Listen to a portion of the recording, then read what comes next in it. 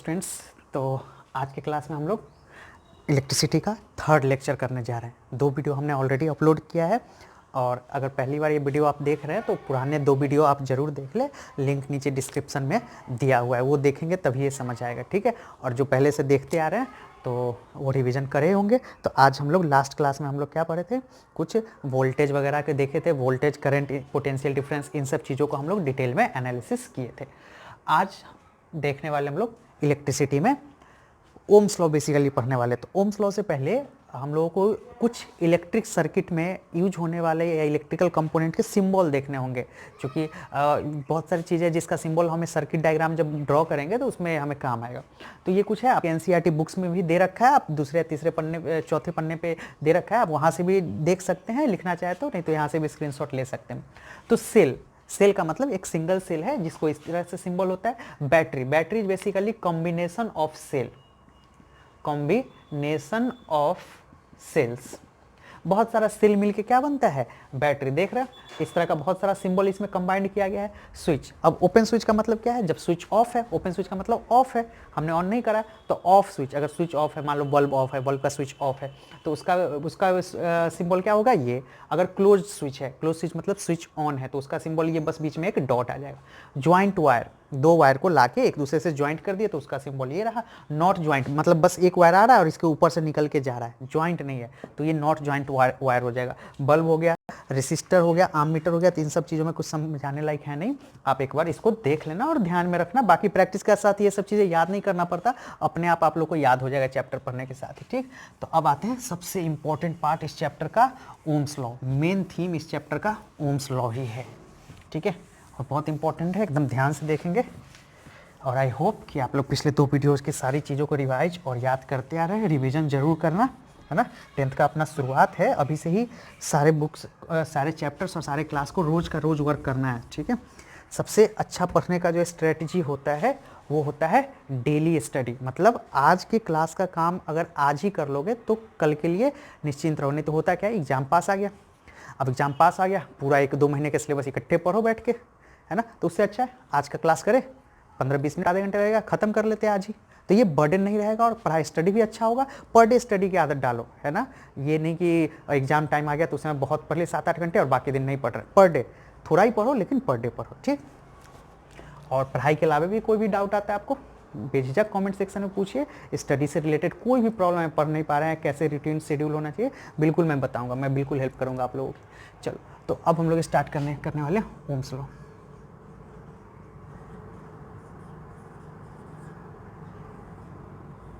Ohm's law, अब Ohm's law basically क्या है, relation between voltage and current is directly proportional, है ना। तो एक शॉर्ट समझाने के लिए मैं शॉर्ट में इसको स्टेटमेंट लिखा हूँ।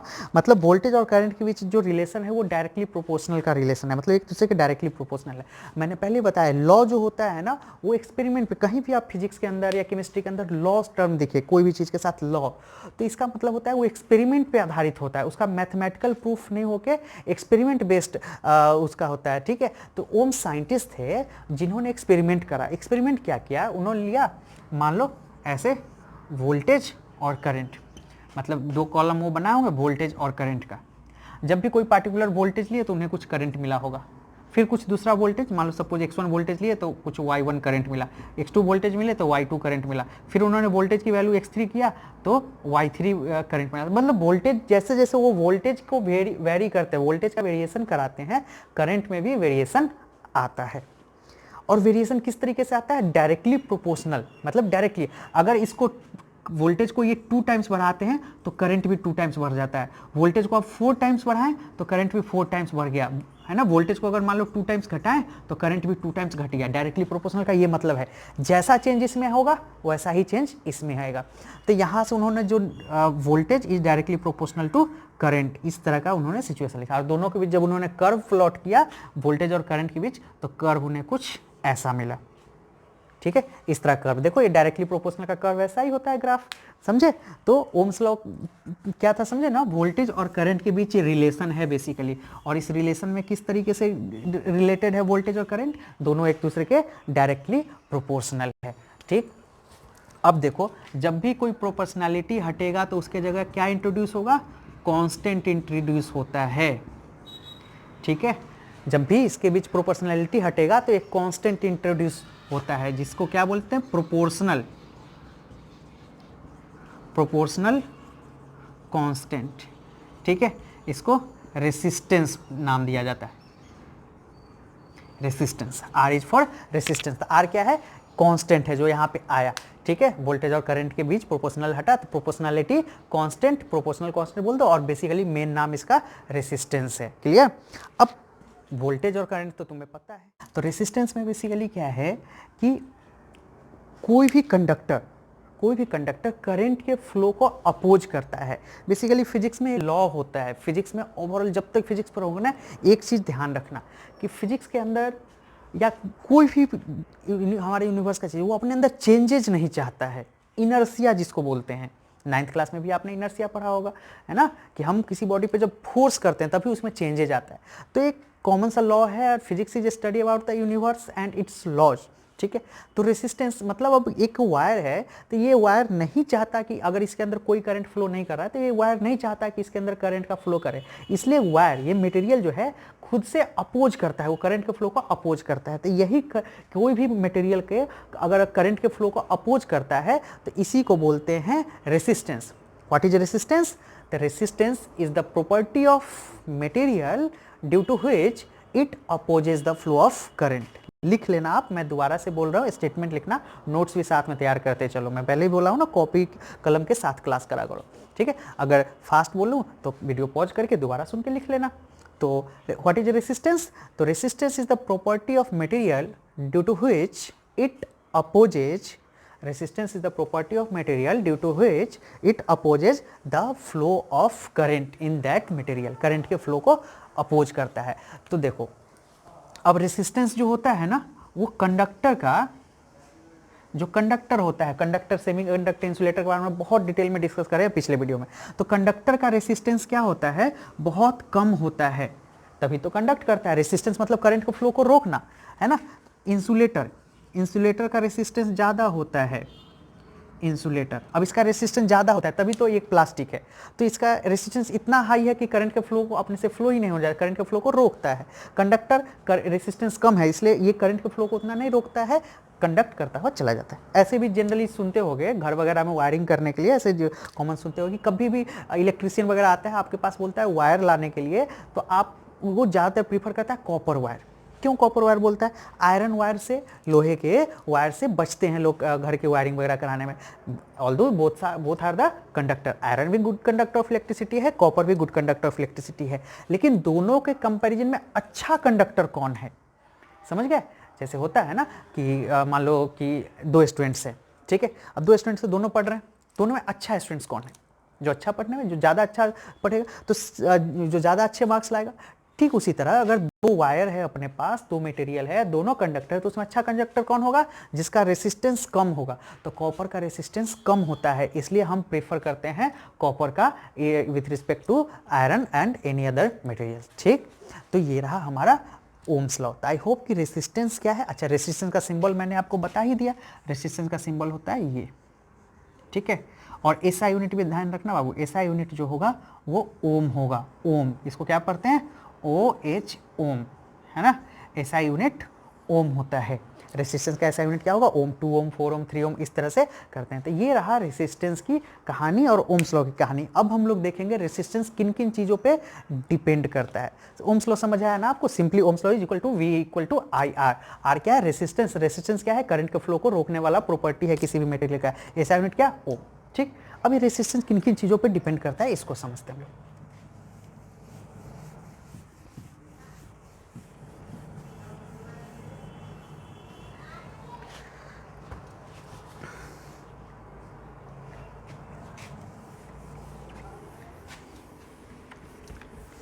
अब देखो, एक्सपेरिमेंटली जब देखा गया तो रेसिस्टेंस जो है वो रेसिस्टेंस ऑफ अ मटेरियल वो किसके डायरेक्टली प्रोपोर्शनल था?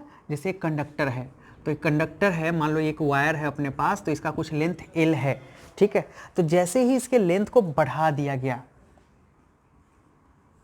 इसके लेंथ को डबल कर दिया गया, ठीक है, 2L कर दिया गया, तो ये देखा गया कि इसका रेसिस्टेंस पहले R था, तो अब रेसिस्टेंस कितना हो गया? 2R। मतलब resistance is directly proportional to length. जिस प्रोपोर्शनल में आप लेंथ बढ़ाओगे उसी प्रोपोर्शनल में आपका रेसिस्टेंस बढ़ेगा। तो resistance is directly proportional to length of the conductor. आप यहाँ पे लिखना ब्रैकेट के अंदर लेंथ ऑफ द कंडक्टर। उसके बाद area of cross section. Area of cross section कहने का मतलब ये पार्टिकुलर एरिया, अगर मैं इस मार्कर की बात करूँ तो एरिया ऑफ क्रॉस सेक्शन का मतलब इस पोर्शन का एरिया होता है। तो एक वायर है, मान लो ये एक वायर है, एक दूसरा वायर है जो इतना सा ऐसा है, देखो एरिया ऑफ क्रॉस सेक्शन इसका कम, इसका ज़्यादा। तो एरिया ऑफ क्रॉस सेक्शन जैसे ही डबल किए तो रेसिस्टेंस हाफ हो जाता है। ध्यान देना, एरिया ऑफ क्रॉस सेक्शन को डबल किए तो रेसिस्टेंस क्या हो गया? आधा। तो एरिया, ठीक है, resistance is inversely proportional to 1/a। A is what? Area, ठीक है, एरिया ऑफ क्रॉस सेक्शन, ठीक, एरिया ऑफ क्रॉस सेक्शन। तो इन दोनों को कंबाइन करके एक फॉर्मूला बना गया, R is directly proportional to L/A। बोल सकते हैं क्या हम लोग? दोनों को कंबाइन करके R इक्वल टू L/A।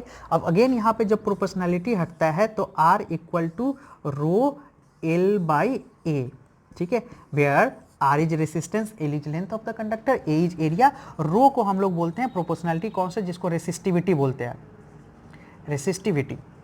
अब रेसिस्टिविटी क्या है? Resistivity is the property of unit length of the material, है ना। रेसिस्टिविटी जो हो गया कंडक्टर के एक यूनिट लेंथ के लिए है। अब ध्यान देना, रेसिस्टेंस और रेसिस्टिविटी में फ़र्क क्या है? रेसिस्टेंस पूरे कंडक्टर का प्रॉपर्टी है, ये बहुत इंपॉर्टेंट पॉइंट बोल रहा हूँ मैं, ध्यान देना। रेसिस्टेंस एक कंडक्टर की प्रॉपर्टी है या मटेरियल की प्रॉपर्टी है जिसमें वो उसके लेंथ के साथ और एरिया ऑफ क्रॉस सेक्शन के साथ, मतलब किसी भी मटेरियल के डायमेंशन के साथ रेसिस्टेंस चेंज हो सकता है, लेकिन रेसिस्टिविटी चेंज नहीं होता है। अगर मैं कॉपर की बात करूं तो कॉपर का लेंथ अगर 1 मीटर का वायर मैं कॉपर का लेता हूं तो उसका रेसिस्टेंस कुछ होगा, 2 मीटर लेता हूं तो उसका रेसिस्टेंस बदल जाएगा, 3 मीटर वायर लेता हूं तो रेसिस्टेंस बदल जाएगा। लेकिन रेसिस्टिविटी, रेसिस्टेंस क्या होगा? रेसिस्टेंस बदलेगा, लेकिन रेसिस्टिविटी 1 मीटर वायर लो, 2 मीटर लो, 3 मीटर लो, नहीं बदलेगा। क्यों? क्योंकि ये यूनिट लेंथ की प्रॉपर्टी है, एक यूनिट लेंथ का रेसिस्टिविटी होता है, यूनिट लेंथ का। तो ये इंपॉर्टेंट पॉइंट है, लिख लेना कि resistance changes with the dimension of the material, है ना। रेसिस्टेंस जो है मटेरियल के डायमेंशन के साथ बदलता है, but resistivity does not changes with the material of the dimension of the material. समझे? तो इंपॉर्टेंट पॉइंट है, ध्यान रखिएगा। अब आते हैं रेसिस्टिविटी की एसआई यूनिट की बात करते हैं। तो यहाँ से देखो, मैं चाहूँ तो रो की वैल्यू R इंटू A/L लिख सकता हूँ क्या? R, A को ऊपर ले लो, नीचे L कर लो, RA/L। जरा देखो, अब इसका एसआई यूनिट अगर हमें लिखना हो तो रेसिस्टिविटी का फॉर्मूला RA/L हो गया। अब रेसिस्टेंस का एसआई यूनिट क्या हो गया? देखो एसआई यूनिट हमें लिखना है तो ओम, एरिया का क्या होता है? मीटर स्क्वायर, लेंथ का क्या होता है? मीटर, 1 मीटर से 1 मीटर चला गया। रेसिस्टिविटी का एसआई यूनिट क्या हो जाएगा? एसआई यूनिट हो जाएगा ओम मीटर, है ना। एसआई यूनिट पर मैं इसलिए जोड़ देता हूँ क्योंकि कई बार एग्जाम्स के अंदर आपसे 1 नंबर के क्वेश्चंस में एसआई यूनिट भी पूछता है, तो एसआई यूनिट याद रहना चाहिए। दूसरी चीज़, जब भी न्यूमेरिकल बनाओ, बहुत बच्चों का आदत होता है ना, मैथमेटिकल आंसर, मैथमेटिकल टर्म में जो आंसर है 1 2 3 4 इस तरह से नंबर लिख के बस छोड़ते हैं, ऐसा मत करना। यूनिट लिखना साथ में। यूनिट अगर भूल जाओगे टीचर नंबर काटेगा, और डेफिनेटली काटेगा। आधे नंबर कटते हैं, आधे से 1 नंबर काट सकता है टीचर यूनिट का, ठीक है। इसलिए यूनिट जब भी रेसिस्टिविटी लिखो तो ओम मीटर उसके साथ यूनिट निकालो। अभी न्यूमेरिकल हम लोग करेंगे उसमें बहुत सारा। तो आई होप कि आपको ओम्स लॉ समझ आया, रेसिस्टेंस क्या होता है समझ आया, रेसिस्टिविटी क्या होता है ये समझ आया, ठीक। तो फिर भी कोई डाउट हो तो आप कमेंट सेक्शन के अंदर जरूर पूछना, मैं अगले वीडियो में जरूर आपके प्रॉब्लम को डिस्कस कर दूंगा, ठीक। तो चलो ये हो गया। अब कुछ क्वेश्चंस लेते हैं। आपके एनसीईआरटी बुक्स के अंदर कुछ क्वेश्चंस है, आप भी बुक खोल लें, मैं भी बुक निकालता हूँ, और उसमें कुछ इंटेक्स्ट क्वेश्चन है, बहुत अच्छे क्वेश्चंस है, उसको हम लोग डिस्कस करते हैं अभी, ठीक है। देखो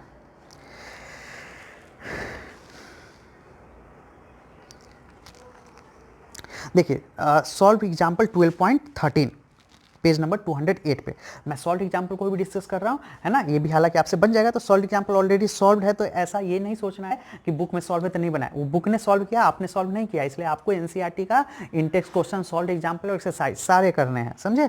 तो मैं डिस्कस कर देता हूँ, क्योंकि सॉल्यूशन आपके सामने है ही, तो मैं बस डिस्कस करके छोड़ता हूँ, जिसका सॉल्यूशन नहीं है उसको मैं डिटेल डिस्कशन करूँगा। तो पहले क्वेश्चन में आपसे पूछा है 12.13 में 12.3 में how much current will an electric bulb draw from 220 volt source if the resistance of the bulb filament is 1200 ओम। ठीक है, तो सिंपल ओम्स लॉ लगाना है पहले वाले में। पहले वाले क्वेश्चन में क्या दे रखा है आपके पास, वोल्टेज दे रखा है V इक्वल टू 220 वोल्ट दे रखा है, रेसिस्टेंस 1200 ओम दे रखा है। ठीक है, रेसिस्टेंस देखो ए पार्ट में वोल्टेज दे रखा है आपको 220 वोल्ट है ना, रेसिस्टेंस दे रखा है 1200 ओम। आपको करंट निकालना है तो V equal to I R, V की वैल्यू रखना, आर की वैल्यू रखना, आई आ जाएगा है ना। अब देखो बी पार्ट में पूछा है how much current will an electric heater coil draw from a 220 volt source if the resistance of the heater coil is 100 ओम।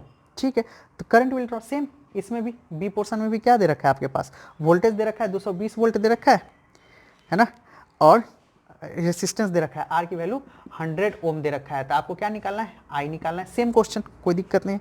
आ जाओ एग्जाम्पल 12.4 देखो। एग्जाम्पल 12.4 में the potential difference between the terminals of electric heater is 60 volt. मतलब 12.4 example में आपको क्या कह रहा है, बी की वैल्यू कितना है 60 वोल्ट है, करंट इज 4 एम्पियर, आई की वैल्यू 4 एम्पियर दे रखा है।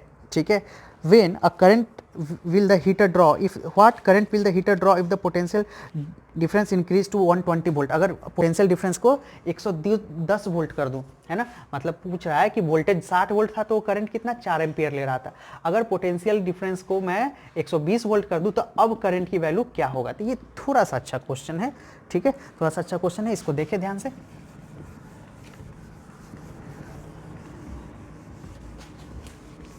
अब क्या करना है, पहले केस में आ जाओ, क्योंकि क्वेश्चन के अंदर कह रहा है कि एक हीटर है, तो पहले केस में देखो V equal to I R दे रखा है, तो यहां से आप क्या निकाल लोगे, R की वैल्यू फाइंड कर लोगे। V और I दे रखा है तो R की वैल्यू फाइंड कर लोगे, क्योंकि हीटर सेम है, मटेरियल नहीं बदला, वही हीटर में अब हम कितना वोल्टेज दे रहे हैं 120 वोल्ट, तो हीटर वही है तो हीटर का रेसिस्टेंस भी वही रह जाएगा। क्या, हीटर का रेसिस्टेंस वही रह जाएगा। तो सेकेंड केस के लिए आपके पास R की वैल्यू ये रहा, वोल्टेज ये रहा, करंट निकाल लोगे, V equal to I R लगाना, और R की वैल्यू क्या लोगे, फर्स्ट केस में जो R आया है, और V की वैल्यू क्या लोगे, यहाँ 120 वोल्ट करंट आ जाएगा। ठीक, तो सिंपल है, करके देखना, फिर भी दिक्कत आए तो पूछना, बाकी सॉल्यूशन दिया हुआ है ऑलरेडी बुक में आपके। एग्जाम्पल 12.5 देखिए, है ना, बहुत अच्छे अच्छे क्वेश्चन दे रखे हैं। एग्जाम्पल 12.5 देखिए, resistance of the metallic wire is 26 ओम, वो 1 मीटर वायर है, 26 ओम है 20 डिग्री सेल्सियस पे। चलिए एक अच्छा क्वेश्चन है, स्क्रीनशॉट ले लेना बाबू, जहाँ भी हो ना तुम्हें जरूरत लगे वहाँ नोट्स का स्क्रीनशॉट ले लेना और फिर बाद में आप लोग करना। और कभी भी कोई कॉन्सेप्ट वगैरह नहीं समझ आए तो एक बार कोशिश ये करना कि दोबारा से उस कॉन्सेप्ट को प्ले करके वीडियो में देखना, है ना, एक बार दो बार देखोगे ना समझ आ जाएगा। फिर भी ना आए तो पूछ लेना, मैं हूँ ही तैयार बताने के लिए आपको। एग्जाम्पल 12.5 में resistance of a metal wire is 1 metre. ठीक है, 12.5 एक मेटल वायर का रेसिस्टेंस है 1 metre, resistance of a metal wire is, length दे रखा है ना, लेंथ 1 मीटर है और रेसिस्टेंस कितना है 26 ओम दे रखा है, टेम्परेचर कितना है 20 डिग्री सेल्सियस। अच्छा, सारे में टेम्परेचर सेम रहा, अगर टेम्परेचर बदल जाएगा ना तो वोल्टेज और करंट वेरी करता है, ध्यान रखिएगा वोल्टेज और करंट का relation. If the diameter of the wire is 0.3 mm, मतलब डायमीटर दे रखा है 0.3 mm, 0.3 mm दे रखा है। ठीक, उसके बाद देखिए आपके पास क्या दे रखा है, what will be the resistivity of the metal of the temperature. Resistivity पूछा है आपसे, है ना, इसमें कह रहा है using table 2.2 predict the material of the wire. ठीक है, चलिए तो इसमें देखिए इस क्वेश्चन को कैसे करेंगे। आपको करना क्या है, बेसिकली यहाँ पे रेसिस्टिविटी पूछा है तो देखो R equal to rho L by A, हमने पढ़ा क्या, हमसे रेसिस्टिविटी पूछा है R A बाई एल। अच्छा, ए क्या है, एरिया, वायर का एरिया क्या होता है, एरिया, अगर ये वायर है, वायर ऐसा ही तो होता है, उसको जूम करके देखो सिलिंड्रिकल होता है, ये एरिया सर्कुलर एरिया है, क्या एरिया की जगह क्या आ जाएगा पाई R स्क्वायर। ठीक है, और लेंथ, तो रेसिस्टेंस दे रखा है 26 ओम, लेंथ 1 मीटर दे रखा है, आपको एरिया निकालना है, तो पाई की वैल्यू पता है R, इसको क्या करोगे मीटर में कन्वर्ट कर लोगे तो 3 इंटू 10 टू दी पावर कितना आ जाएगा, mm है, 10 to the power -4 metre, mm को मीटर में कन्वर्ट करिएगा, और चूंकि ये डायमीटर है तो इसको डिवाइडेड बाई 2 कर दोगे तो आपके पास आ जाएगा रेडियस। अब सिंपल पाई की वैल्यू रखना, रेडियस की वैल्यू रखना, आ जाएगा आंसर आपके पास। कैलकुलेट करना, इसको मैंने बता दिया इसके अंदर का फिजिक्स क्या है ना। लेंथ को, नया लेंथ को आधा कर दिया गया और एरिया को क्या कर दिया गया, डबल, पहले वाले के कंपैरिजन। डबल और नीट का मतलब पहले वाले के कंपैरिजन में एरिया को डबल और लेंथ को आधा किया गया। और इनिशियली लेंथ एल था, एरिया ए था, तो शुरुआत में रेसिस्टेंस कितना था, रो एल बाई ए। मतलब रेसिस्टेंस क्वेश्चन में दे रखा है कि 4 ओम था, कब, जब रेसिस्टेंस का रेसिस्टिविटी रो था, है ना, और ये लेंथ एल था, एरिया ए था। लेकिन अब double on it, double on it का मतलब अब क्या कर दिया, नया रेसिस्टेंस जो होगा वो क्या हो जाएगा, रो एल बाई 2 अपॉन 2a। अब हमने क्या करना है, इसका नया रेसिस्टेंस फाइंड करना है, तो r डैश बाई r कर लो। r डैश की वैल्यू कितना है, रो L by 2 upon 2a divided by rho L by.